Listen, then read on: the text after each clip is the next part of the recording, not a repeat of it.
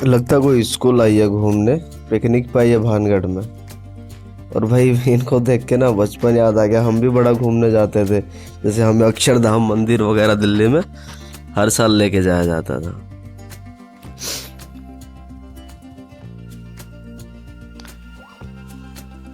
भाई कैमरा देख के ना बच्चे सारे इधर ही आ रहे हैं। अरे रुक भाई, रुक रुक, मैं खींच दूंगा फोटो, रुक जा भाई, रुक जा रुक जा, सबकी फोटो खींचूंगा। लाइन से खड़े हो जाओ, एक जगह खड़े हो जाओ, सबकी फोटो खींच जाएगी।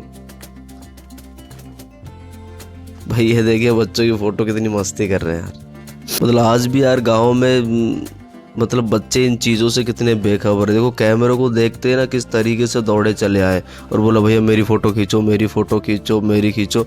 और आप अगर किसी शहर में जाओगे ना कहीं घूमने, तो शायद आपके कैमरे की तरफ को देखेगा भी नहीं, क्योंकि उन लोगों को मतलब ही नहीं है। वो खुद टेक्नोलॉजी से इतने ज़्यादा घिरे हुए हैं। और इन लोगों की भी यार अपनी एक मस्त लाइफ है। टेक्नोलॉजी इनके पास इतनी कम है ना कि जब ऐसी चीज़ें देखते हैं तो एक अलग ही एक्साइटमेंट होती है। और हमारी एक्साइटमेंट ही मर गई यार, सब कुछ इतने सारी टेक्नोलॉजी से घिर गए हम।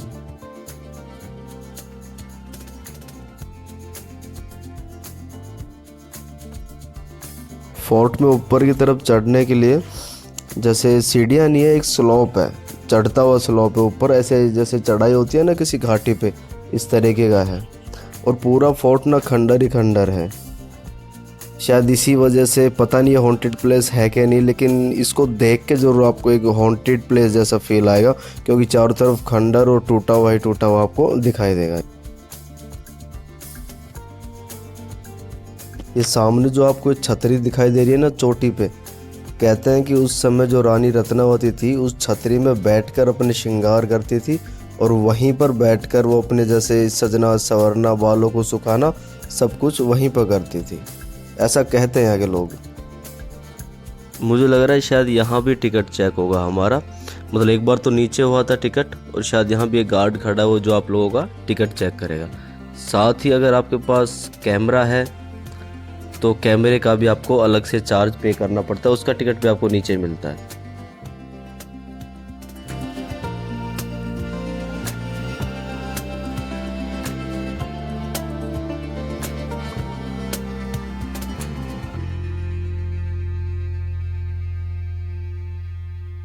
सामने जो आपको ये रूम दिखाई दे रहा है, मोस्टली जो भानगढ़ से रिलेटेड वीडियो या फोटो आप देखोगे ना, तो उनमें इसी फोटो का या इसी व्यू का यूज़ किया जाता है। देखो लाइन से रूम आपको दिखाई दे रहा है। एक फ़ोटो मैंने बहुत पहले देखी थी जब मैं छोटा था, तब इन्हीं रूम के अंदर ये जो गेट से दिखाई दे रहे हैं, यहाँ पर एक भूत की फ़ोटो दिखा के भानगढ़ का फ़ोटो मैंने फर्स्ट टाइम देखा था।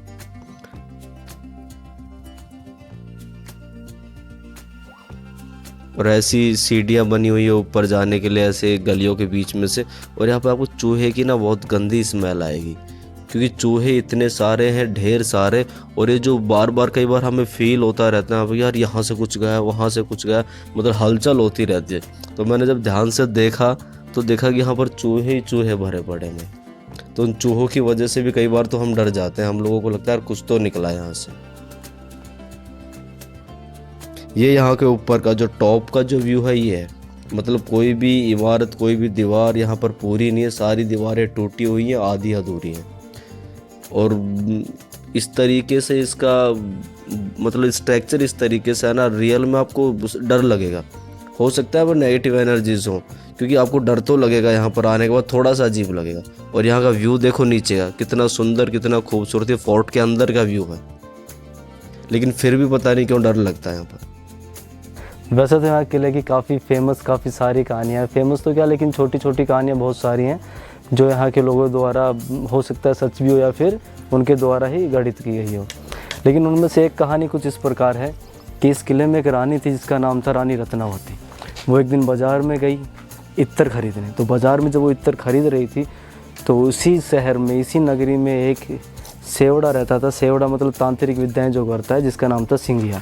उन्होंने रानी रत्नावती को देखा और माना जाता था कि रानी रत्नावती बेहद खूबसूरत थी। काफ़ी दूर दूर तक उनकी खूबसूरती की चर्चा थी। तो जब सेवड़े ने देखा तो वो मोहित हो गए रानी रत्नावती की खूबसूरती पे। और उन्होंने उनके रानी के जाने के बाद भी उनके दिमाग में वही छवि उनकी घूमती रही। उन्होंने ठान लिया कि मैं कैसे भी करके रत्नावती को हासिल करूँगा।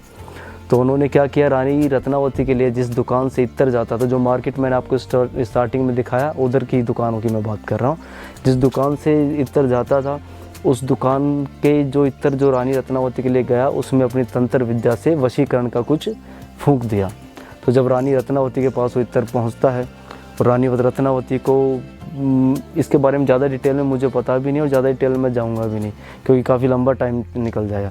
जब रानी रत्नावती को सारी सच्चाई के बारे में पता चलती है कि ऐसे ऐसे तांत्रिक ने, उस सेवड़े ने जिसका नाम सिंगिया था, ये सब कुछ किया है, तो रानी रत्नावती उस इत्र को एक पत्थर पे फेंक के मारती है।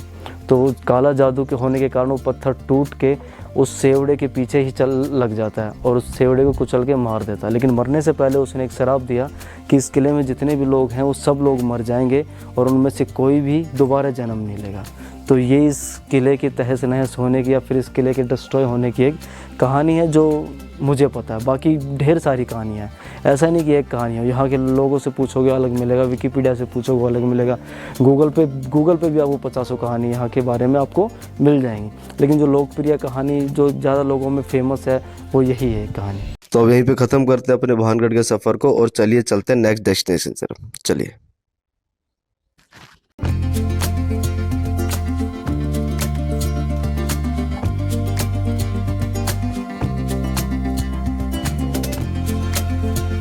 Please like, share and subscribe the channel and press the bell icon to get more informative videos. Thank you.